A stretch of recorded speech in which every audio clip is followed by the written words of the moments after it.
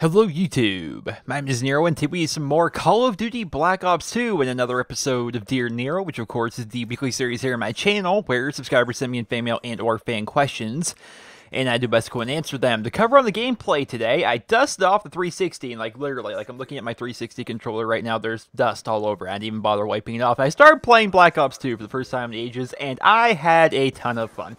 The gameplay you're watching right now is like my first game back on Black Ops 2 after several months, so you'll be seeing the sensitivity doesn't feel right on me. My aim is pretty terrible. Just getting used to the controller, the sticks, the sensitivity, the guns, and the way the game plays was definitely a little bit of an adjustment. But believe me, it starts out bad, but it gets a lot better, and I have some Black Ops 2 gameplays for you guys today, and hopefully you guys will all sit back, relax, and enjoy them while we go over this week's questions for this week's episode of Dear Nero. The first question, he is going to write, Dear Nero, while I was watching your video on ideas to improve Call of Duty, something occurred to me when you were talking about specialist customization.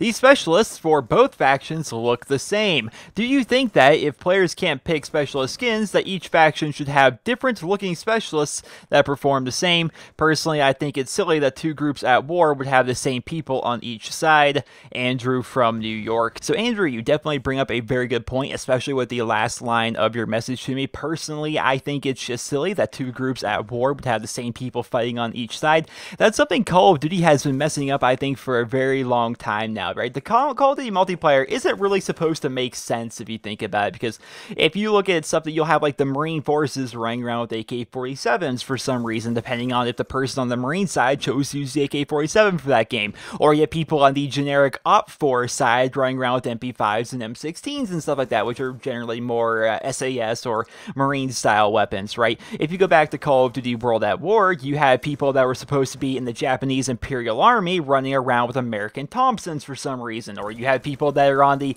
German side, the Nazi side, running around with Russian sniper rifles for some reason, or you had people that are on the Red Army running around with an American sniper rifle for whatever reason. Like, it's weird. It always never seemed to make a lot of sense. And actually, in World at War, I picked up on that, even, you know, as I was first getting into the Call of Duty series. And so depending on what team I was on, I would have a class set up for every single team. Like, if I were on the German side, I would use the MP40. If I were on the Americans, I'd use the Thompson, and so on and so forth. I feel as though that the Black Ops 3 multiplayer is going to be set in some kind of a combat simulation, right? I think it's going to be some kind of a simulation that we're having, similar to what we saw in the Advanced Warfare campaign. I don't want to spoil anything, just in case some of you guys out there haven't finished the Advanced Warfare campaign, but one of the missions that is in that campaign is a combat simulation, right? You're just basically training with the company that you're training with, and you feel like you're doing an actual mission, but you really aren't, right? You really aren't. You're shooting people, you're destroying stuff, you're destroying drones, you're kicking down walls, you're doing everything you would normally do in a normal mission, but then you kind of find out that it's a simulation, right? It's just a simulation. They're kind of preparing you, they're practicing you. And if you pay attention to like the little dialogues that the different specialists would have between each other at the beginning of the game, or even during the game while we're playing the Black Ops 3 beta, I think it kind of hints a little bit that is going to be some kind of a combat simulation, because when you kill a Reaper, they say Reaper down, or they say it was Reaper spotted and stuff like that. Like, they know who is on the opposing team. They all have their own individual code names. You can have multiple Reapers, multiple Spectres, multiple of any specialist in any single game. Heck, all 6 people on one side and all 6 people on the other side, we could all be a Reaper if we would like to, right? I think that's a little bit weird. Then you look at some of the abilities that we have. Like, we have the glitch ability, which really makes no sense within the context of a Call of Duty game. The idea that you can basically disappear and go back in time, quote unquote, to a place you were previously, it just doesn't seem to make sense. So I feel as though what we're going to be getting in the Black Ops 3 multiplayer, like the kind of story that it's going to be having, is that it's a combat simulation of some sort, but I could be completely off base with that. But yeah, I do definitely agree with you. If there are going to be two opposing factions, right, that are going to be going at each other in this multiplayer, similar to every other Call of Duty game that we've had ever, it would be a little bit weird that you have the same people fighting for each side. They should definitely go and try and take steps to make them feel a little bit unique, like the Marine Marine side, or no, not the Marine, the Black Ops side, we'll call it, should have specific looking skins and stuff for their characters, and the Op4, I don't know what to call them, on the other side, should have their own specific looking skins. But I can all but guarantee, guys, that we're going to be able to customize the skins of our specialists, and that's probably what they're going to be going with. And the idea of it being a combat simulation works a little bit better with that as well, because you don't have to have that idea of this is one side that you're playing for and this is the other side you're playing for, like similar to Advanced Warfare, where you have Atlas versus Sentinel everywhere. I don't think it necessarily needs to be like that, because again, I feel as though this is going to be a combat simulation of some kind. I feel as though that's going to be the backstory for the multiplayer, but of course we'll have to actually go ahead and see. Next question he's going to rate. Dear Nero, with the recent purchase of your PlayStation 4, will we be seeing any videos on Nero's Let's Plays of PlayStation exclusives like Little Big Planet or Uncharted? Thank you and keep up the great work. Jacob from the Great White North. So Jacob, I've actually got a lot of questions regarding my PlayStation 4, because for whatever reason, it's a big piece of news for a lot of people that I own a PlayStation 4, and they're feeling as though I should, immediately start hopping into all the exclusives, but there's really no hurry for me. There's no immediate plans to do any playthroughs or anything like that of PlayStation exclusive games. Like, if you think back to the 360 and all the exclusive games that the 360 had, I didn't play a lot of those either. Like, exclusives never really drew me in. I never thought that you should buy a console for the exclusives, because really you should just buy a console based upon if you think that that console is going to be good, if your friends are playing on that console, maybe some of the exclusives, but for the most part, I don't think they really seem to play too big of a role, especially for me. I never wanted to buy a PlayStation specifically for the exclusives. I bought a PlayStation because I wanted to have access to the Black Ops 3 beta on the PlayStation. I also want to have access to the Black Ops 3 DLC as soon as it comes out. There are some games I would like to play for the PlayStation. It's just that right now I feel as though I already have a bunch of games I want to play, and I don't already have enough time to play enough of those, and so throwing in more games just seems to be a little bit silly. But I would like to play The Last of Us, because that's a game that everybody talked about, and of course it's a bit older now at this point. All that hype, I think, has gone down from that, but it was such a good game. Everybody talked about it for so long, and I watched a bit of a playthrough of it, and of course I think there's DLC out for that game now as well for the story. I'm not entirely sure, but yeah, it looks like it'd be such a fantastic game. I'm thinking at some point I'm going to get that, and I'll probably do a playthrough of that, but there's no immediate plans for that.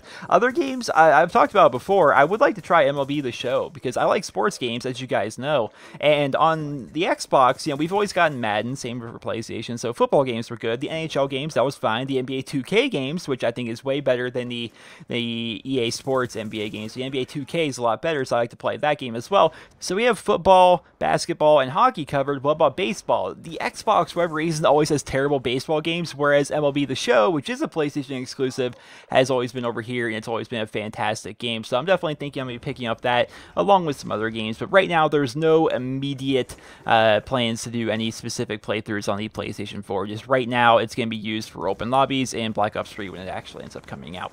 Next question, he is going to write, Dear Nero, what is Heroes of the Storm like in comparison to League of Legends? I have played League of Legends for a few months now, but I don't want to really play another MOBA.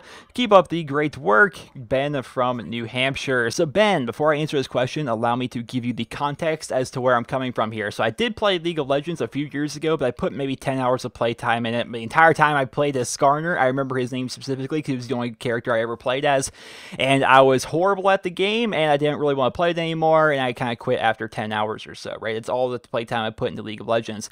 As of the past couple of weeks, I started playing Heroes of the Storm, and I'm borderline addicted to that game. I've been playing it a ton with friends every single night. We all get in a Skype chat, and we start playing, and it's definitely been a whole lot of fun, and it's gotten to the point where I'm actually max level in the game. If you guys actually play Heroes, I am level 40, and I have a bunch of heroes that are pretty well leveled. Right now, I'm working on Master Murky, because Murky's hilarious. I love playing as Murky. He's this little Murloc that has no health whatsoever, but I get to place down an egg somewhere on the map, and when I die, I only have like a 5-second respawn time if that egg is actually alive, and that's the whole point. You kind of have to hide your egg, and you're really good at harassing and taking down camps and stuff like that. I think Murky's a pretty fun hero. It's definitely my favorite hero in Heroes of the Storm, so I'm definitely enjoying that. So to compare it to League of Legends, again, I don't have a ton of playtime in League of Legends, but I think some of the big differences are there's team experience in Heroes of the Storm, whereas the team levels up together rather than individual heroes leveling themselves up, which is definitely a pretty good thing in my opinion anyway. If you go and kill a pack of minions, or if you go take down a tower or what have you, the experience you get from that is all going to be going to your team, so you all end up leveling up together. together. You don't shop for items in Heroes of the Storm. Again, I don't know exactly how that works in League of Legends, but instead, every couple of levels, you basically get to pick a talent. As soon as you get into the game, you pick a talent, and I think it's level 4, you get to choose another talent, and I think 7, then I think 10's when you get your ultimate, and so on and so forth, all the way up to level 20, where you basically get the final talent that you're actually going to be able to have there. Another big difference, and again, I really feel like I'm talking out of my ass when it comes to League of Legends, but instead of playing on the one map that I always see people playing on League of Legends, Heroes of the Storm has a wide variety of maps. I think in total there's like 9 different maps and maybe 9 different game modes or something along those lines, where every single map actually has an objective. The objective is never just, kill your opponent's core. Of course, that's the ultimate objective, is to take down your opponent's core. That's obvious. Like one map, the objective will be the mines, where basically partway through the map, the mines will open up. You have to go down there and you have to gather a bunch of skulls, and the more skulls you get, the bigger a golem you'll have, because both teams end up getting a golem, and the size and strength of that golem depends on how many skulls you got during that initial phase. Another one will be like there will be a shrine that activates, and you have to go control that shrine, have the teammates standing within the shrine, then the shrine will start shooting at the opposing team's towers. Like, there's a bunch of different game modes, a bunch of different objectives. Like, one's involving a ghost pirate ship, where you have to kind of like collect coins off of minions or off of the opposing players and stuff like that, and you turn him into this ghost captain, and he'll take his ship and, start attacking towers and your opponent's keeps and whatnot. So there's a lot of different game modes, lots of different objectives and whatnot. Of course, there's some I really like, some I don't really like as much, but overall, Heroes of the Storm has been compared to being like the Smash Brothers of Dota clones. I think it was Total Biscuit that said that, and it kind of makes sense, because they take all different characters from like World of Warcraft and Diablo and StarCraft and basically all the different Blizzard IPs. They take different people from all those different things, throw them all together in one game, and yeah, it's a blast. It really is. I like running around as Murky, who's a Murloc from the Warcraft universe. I could be going up against Diablo, who is like literally Satan from the Diablo series. Like, it's a really fun game. It's free to play. All you have to do is get on Battle.net, which is kind of like the Blizzard equivalent of Steam, and download it and play. They rotate all the free to play characters every single week, and you can actually acquire a bunch of gold by leveling up and playing heroes and whatnot, and then from there you can buy different heroes and stuff. It's fun.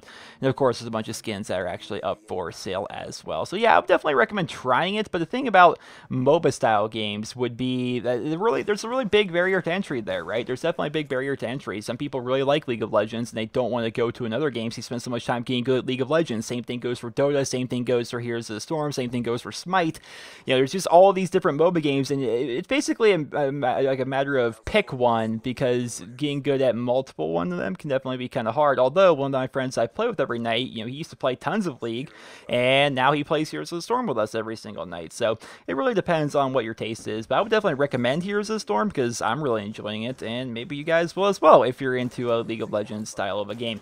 Next question, he is going to write, Dear Nero, David Vonderhaar recently tweeted about what should they do about gore in Black Ops 3. Do you think that they should have realistic gore or something more like paintball mode to keep up the great work? Cooper from North Carolina.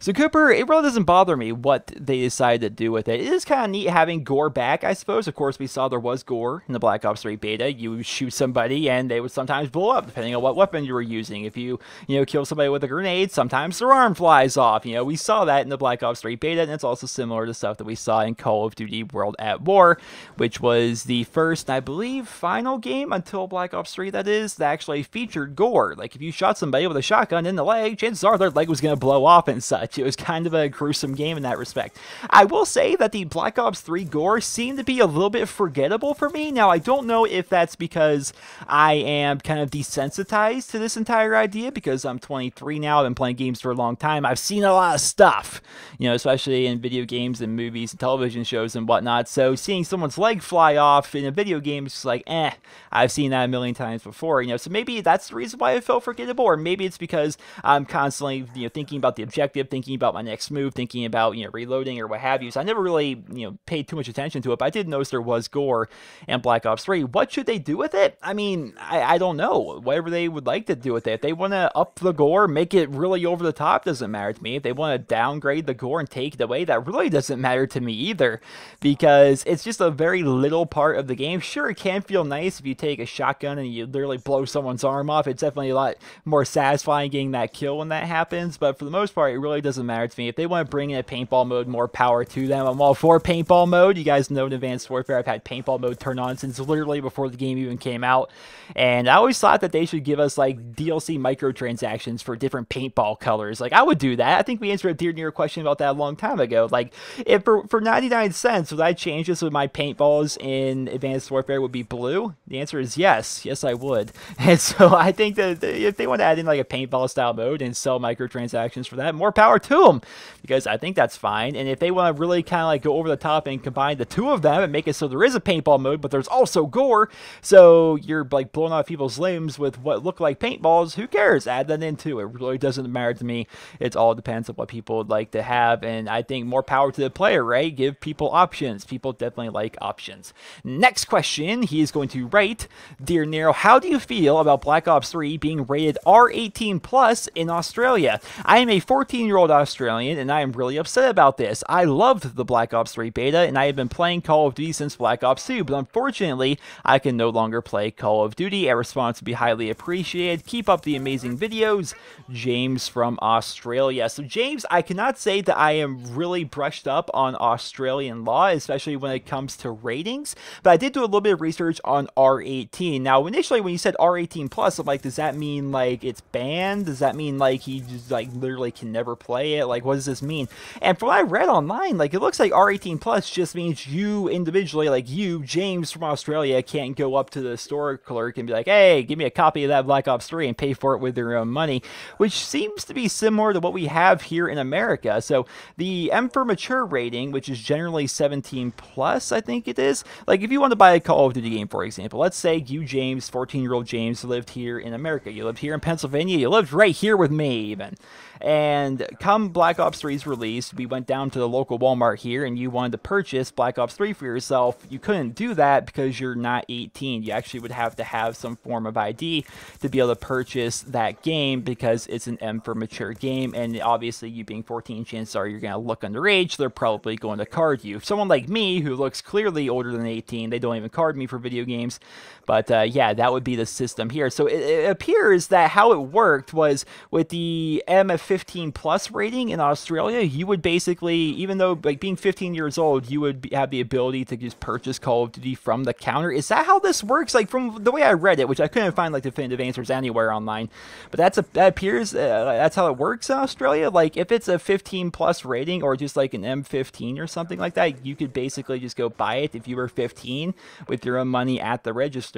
But if it's R18 plus, that kind of restricts people that are 15, 16, and 17 from being able to just purchase games like that. So basically, you're gonna have the same problem that like literally everybody in America has that's under 18, and that you're gonna have to get somebody to buy Call of Duty for you, assuming that's okay with your family and your loved ones and whatnot. So basically, you're gonna have to have one of your parents buy it for you, or an older brother, or an older sister, or an older cousin. That really doesn't seem to be that big of a deal, to be perfectly honest, unless also there's something more that I haven't read so far about the R18 plus, where like your parents could get in legal trouble or something if they were to somehow catch you playing this game because it's rated R18 plus, or I don't know how this works, to be perfectly honest. But from what I've looked up on so far, right, it looks like it's really no different than what we have to deal with here in America, so it doesn't seem to be too bad. But of course, I could be entirely wrong and off base with that, and feel free to correct me in the comments, because I am woefully ignorant when it comes to Australian law, especially when it comes to the different rating systems that they have over there compared to America.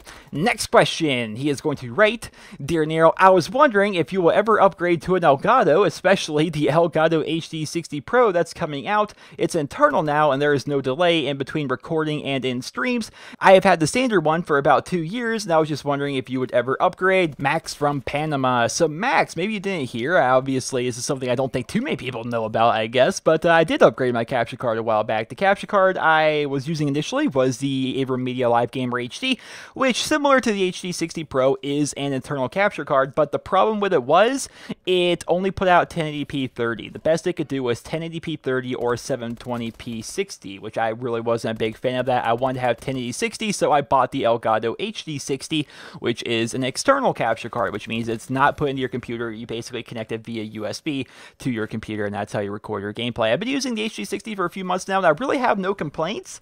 Besides, it seems to really take up like a lot of memory when I'm actually recording. Like if I actually try to like open up YouTube videos or open up like anything on the internet while I'm trying to record or anything like that, I really seem to have trouble with it because it seems to suck up so much power. But aside from that, I really have no complaints with the HD60. Of course, they recently announced the HD60 Pro, which is going to be an upgrade to the HD60 capture card, and it is going to be an internal capture card similar to the AverMedia Live Gamer HD, and it's going to be able to put out absolutely no delay for recording and streaming, which I think would be good. That's actually one of the complaints I suppose I forgot to mention about the HD60 was how I used to do everything in terms of recording Xbox One or PlayStation or what have you. Is I would turn on my recording software on my computer and I would basically just listen to the game audio through my capture program and using my computer headset because there was literally no delay there whatsoever when I was using the AverMedia Live Gamer HD. There was no delay because it was an internal capture card, no delay whatsoever. So the sounds I had on my computer were the same as the sounds that were on my Xbox and on my TV. So it's like, I'll just use my computer headset. I'll talk to people on Skype here on my computer, and that way I won't actually have, you know, people's voices on my recordings, which was pretty nice. But when I switched over to the Elgato HD60, which is external and connected via USB and not internal, you know, I had a little bit of trouble with that because there is a slight delay that way, so I couldn't do that. I had to actually go out and buy an actual headset for my Xbox at that point because I couldn't just continue using my PC headset anymore because of that delay. Like, I'd shoot my gun, wait 2 seconds, then I would hear the sound of the gun. Wasn't really working, so I had to, of course, switch things up. The Elgato HD60 Pro looks to be pretty nice. It looks like it's going to be kind of doing the same thing the HD60 does, except it's going to be internal and not have any delay whatsoever. Therefore, I could go back to using my PC headset and go back to recording in Skype calls and stuff like that, which I think would be pretty good. Also, the idea of a brand new capture card, better hardware, probably going to be pretty good. So I'll probably pick it up. Haven't made a full decision on it so far, but $200 on a capture card definitely seems to be a lot for most people, and myself included. So I'm going to have to decide whether or not I feel as though I'm going to get a real big benefit out of that as compared to just going to the HD60. Because I've had my HD60 for, you know, only a couple months now, and the idea of upgrading right away kind of seems silly, especially because it's already putting out very, very good quality that I'm very happy with. Next question, he is going to write, Dear Nero, I am sick currently, and your videos are making the experience a lot better, which leads me to my question. What is the worst illness that you have ever experienced, and how did you try to cope with it? Keep up the great work. Niall from England. So Niall, I have two stories for you. One's particularly gross, the other one really isn't nearly as gross. We'll start with a not nearly as gross one.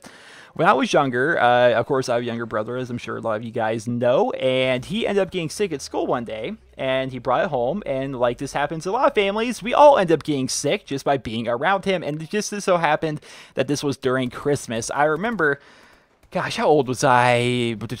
Maybe 10, maybe 11. I wasn't very old. You know, I wasn't real old whatsoever, and to kind of put context as to how long ago it was, that year, I got a PlayStation 2 for Christmas, but we all had the flu. Like, we all had the flu. Like, it hurt to move. I remember, like, laying there in my bed and just, like, lifting my arm in the air and just, like, watching how hard it was. I'm like, wow, why is my arm so heavy? And you're sitting there for, like, you know, an hour. You're sitting there like, why is my arm so heavy? This is so weird because I was so sick. Everybody in my family was so ill. We missed everything that year. We didn't go to any of my grandparents' house for Christmas. Like, we opened our presents on Christmas morning, but we didn't want to play with anything. Like, I'd even set up my PlayStation 2, which we'd been trying to get for ages, right? We just went right back upstairs and went to bed because we were all so sick. We always had the horrible flu, and it was terrible. It was the kind of flu where all your entire body aches. You always feel cold. Like, we weren't throwing up or anything like that, but, like, everything was heavy. Everything was, oh, it was just terrible. It was a really, really terrible Christmas, and we ended up making it up to, like, a couple days later, like, after Christmas was over, and then we all started feeling better, like, more towards New Year's, I suppose.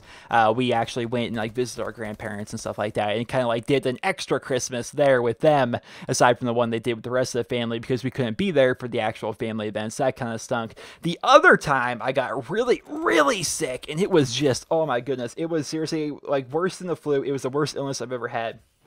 It was actually in school. All right, this is going to kind of gross out some of you, but keep in mind, I don't do this anymore. This is something I did in high school because I was young and stupid and edgy, like I'm sure a lot of you guys were. But a friend brought in something that is called Side Chew into school. Now, if you guys don't know what Side Chew is, picture chewing tobacco, but not at the same time. It's kind of like raisins in a way. Like it's long strands. It kind of looks and tastes like raisins, has that kind of a texture to it.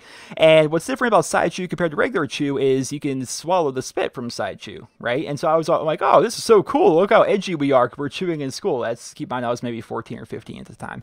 And so I had that in there, and I had detention that day because, again, I'm an edgy teenager that didn't do his homework. And so I had detention that night, right? And so I had to stay after school for detention. But I thought to myself that like during the day, like, wow, I can't keep getting up to like take out my side chew and throw it away in the garbage in between classes, because in detention, you have to sit in your desk the entire time. You're basically not allowed to move. So I'm like, we can swallow the spit for side chew. I imagine I can just swallow the side chew itself, right? That'll probably be fine. No, that was not fine whatsoever. I felt okay initially. Nothing was really too bad. Maybe it's because it wasn't being digested yet or something. I don't know. But when I was actually in detention, it hit me. I was like, oh my God. Oh my God, this is horrible. And then I'm like, can I go home? And like, it was like a substitute detention teacher that day or whatever. And he's like, well, you realize if you leave, then you're gonna have to make up this detention plus another one. I'm like, I'm perfectly okay with that. And I went home. I keep in mind, I lived like half a block from the high school, so it really wasn't that hard for me to get home. And I just puked for like 5 days straight. Like, it got to the point, I remember specifically, actually, I was so ill and I could not hold anything down that, like, I remember like just trying to drink anything, water, anything. I just like took a sip of water because I was so dehydrated, and I like just wanted to have anything in me. Like, all I wanted more than anything in the world was just a sip of water because I was so thirsty, and I would instantly vomit it right back up. Like, I basically lived on the bathroom floor for like 2, 3, 4 days straight. It was terrible. It was by far the sickest I have ever been, and yeah, I would definitely not recommend chewing tobacco to anybody. Oh my God, that was horrible. But yeah, that was the sickest I've ever been. How I coped with it, there was really no way to cope with it. I kind of laid there on the floor and like it was just miserable. Then once I started feeling like I could like, you know, function, I would like go back to my room and maybe play some video games or something like that. But if I ever tried to eat or drink anything over the course of those days, it would instantly just go right back up, and it was the sickest I have ever been. So yeah, definitely don't recommend ever doing that, guys. I would not recommend, you know, side chew, chewing tobacco, or tobacco in general, because as you guys know, I used to be a smoker. I used to smoke cigarettes, and I quit that a couple of years ago. I made a video talking about that, and I've never really looked back. And I would definitely recommend never starting any nicotine-based product ever, because like they say, you know, some people, they always say it, right? Oh, it's so hard to quit. You don't understand how hard it is to quit. No, that's the thing. You really don't understand how hard it is to quit once you get started. The best way to counter it is to never start in the first place. So do me a favor, guys. If you guys do smoke, if you guys do chew, please work on quitting. I know how hard it can be, but I believe in you. You can do it. And those of you guys that don't use any nicotine-based products whatsoever, don't ever start. Just don't ever start. It is not worth it. Do not ever start with that. Just horrible, horrible, horrible stuff. Basically poison, to be perfectly honest. Next question. He's going to write, Dear Nero, as of lately, I've been enjoying Dear Nero a lot while playing Call of Duty or Battlefield. So my question is, will you ever consider making Dear Nero more than 2 times a week? Big thanks from Albert in Iceland. So Albert, I don't think I would ever do 2 episodes of Dear Nero a week. I'm surprised, to be perfectly honest, that we have as many episodes of Dear Nero as we do now. It's like, wow, you guys keep finding questions I probably haven't answered before. I'm sure there's some overlap with some of the questions, but for the most part, you guys send in some really good questions every single week that I haven't answered before, and that's kind of insane. And I think we'd end up getting burnt out on Dear Nero if I did 2 episodes of it every single week, because eventually we'd run out of questions even faster than we already are, and I'd run out of stories, and just I don't think it'd be very good. I think once a week is kind of the sweet spot for a Q&A video, though I know exactly what you're doing. I know exactly what you're doing, Albert. You're playing Call of Duty, you're playing Battlefield, and you kind of have Dear Nero on in the background, not basically background noise while you're playing. I do that exact same thing with podcasts and other people's YouTube videos. I do the exact same thing. When I'm playing Heroes of the Storm every night, like I'm talking about, I usually have something open on my second monitor. I'm listening to that video and such. So I do the exact same thing you do, Albert. And if you're looking for more content to hear as like kind of like background noise, I suppose, I would recommend Nero's Let's Plays or any of the other like 170 episodes of Dear Nero. Nero's Let's Plays have a lot of of long-form content over there if you guys would like to check out some of those videos, as well as their playthroughs of various games and such like that, so maybe you'll enjoy that kind of a thing. Next day and final question, which I believe is one we've actually answered before, but I'm just going to hammer it home again. He's going to write, Dear Nero, what do you think about the game mode Sabotage being added back in? Personally, it was one of my favorite game modes, and I would love to hear your opinion. Zach from England. So Zach, I would love for Sabotage to actually make a return. I have not heard about Black Ops 3 making Sabotage return whatsoever. They may have announced that, maybe I missed it, but as far as I know, they are not bringing it back. They took it out. Oh, was it Black Ops 1? Was the last Call of Duty game to feature the game mode Sabotage? What is Sabotage? I'm sure you guys are wondering. Well, you can Google it, but I'll try and give you the long and the short of it. Basically, there's a bomb in the very middle of the map, like a bomb that you'd pick up in Search and Destroy or Demolition. It's right there in the very middle of the map. It's a neutral bomb. Either team can grab it, and there is a bomb site in your spawn as well as your opponent's spawn. The objective of the game mode was to push up to the middle, grab the bomb from the middle of the map, which can be difficult because the opposing team's also going to be there trying to get it, and there is a respawn delay. I think it's a 7.5 second respawn delay in that game mode, and so yeah, it required a lot of teamwork, a lot of pushing, a lot of organized pushing, and I thought it was fun. I really thought it was a fun game mode. One popular thing a lot of people did back in the day, myself included, was Sabotage quickies. We would see how quick we could win a game of Sabotage, you know, because you can win the game within literally a minute. You run up there towards the bomb, you kind of wipe the opposing team, kill off 4 or 5 of them, grab the bomb, run up there, plant the bomb, defend the bomb, bam, win within a minute. It's a lot of fun. Or there's other times where the match would literally go on for 20 minutes because it was such a back and forth push. And yeah, I really thought Sabotage was a really fun game mode. I'd like to see it return, but the thing about it was always like the least played game mode in all of the Call of Duty games, and that's the reason why they took it out, was because if you looked at the player count, like Team Deathmatch usually was on top, Search and Destroy is probably number 2, Domination's probably number 3. Well, down there at the very bottom, every single game that featured this game mode was Sabotage. It was always the least played game mode. So they basically replaced it with all these other stuff they're trying to put in, like Kill Confirm, Demolition, and of course every single game tries to add new stuff, like we have Safeguard in Black Ops 3. So yeah, I don't know if they'll ever bring it back, but I would definitely welcome it back. Would it be my most played game mode? Certainly not, but I would definitely play it a bit because it really is a fun game mode and it's a nice change of pace as compared to some of the other ones in the Call of Duty franchise. And that, ladies and gentlemen, is going to conclude this week's episode of Dear Nero. I hope you guys all enjoyed it. If you did, please be sure to leave a rating. And of course, if you guys would like to go ahead and submit your questions for next week's episode of Dear Nero, simply send me a personal message here on YouTube. Go to my YouTube channel, youtube.com/NeroCinema. Go to the About tab, and from there you will find a Send Message button. Just be sure to preface your message with Dear Nero. That way, when I'm scrolling through all my messages, I can find the ones that were specifically sent for that week's episode of Dear Nero. Once again, I hope you guys all enjoyed this week's episode. Remember to leave a rating. I hope you guys all have a wonderful day.